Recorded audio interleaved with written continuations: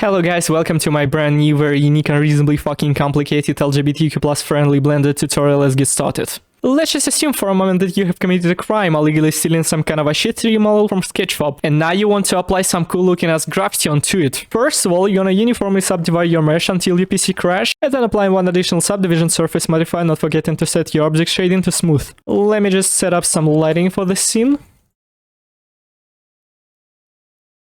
This way I'm making background dark but not influencing the actual lighting of the scene. And I'm also gonna limit the environment texture resolution by 2084 in the world settings panel. This way we can gain a bit of viewport performance and lower the memory usage. Now we need to adjust some shader parameters, because the surface don't have to look like a fresh comp. And now the moment of truth comes. Now using a shrink wrap modifier to guess shrink wrap this cool looking ass graffiti, by the way, created by my cool friend for my another cool friend's music album cover. And I got it too, because I'm also very cool social guy myself. Suck my butt to the mesh. Changing wrap method to negative project.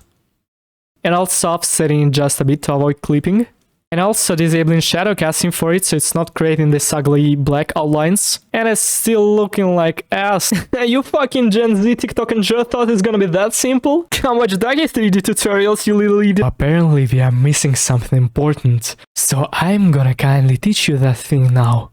Motherfucker! Due to the low resolution of underlying mesh, we are not getting fine details from it, but we can fix it just by applying its normal map onto a decal. So we're gonna copy and paste it here. Apparently they don't matching because we have different UV layouts for different objects. Here comes to help the data transfer modifier. First of all, we don't want to mess up the original projection for our actual decal texture. So this way I'm specifying original UV to it and creating an additional one that we're gonna be replacing with one that transferred from underlying object. Specify the object we are transferring data from. Always specify the layer we are transferring from, because we can have multiple UVs on one object, and specify the layer we are transferring to. As you remember, it's UVMap.001. Now we need to change mapping to projected face, and there we go. Sexy. Perfect. Simply awesome looking. Lagging and slow as hell. Performance depends on the actual mesh resolution, so we can just disable subdivision surface modifier to the viewport. And now it should be much faster and easy to work with. So yeah, that's it. Enjoy your time as a McDonald's employee. Thanks for watching, good luck.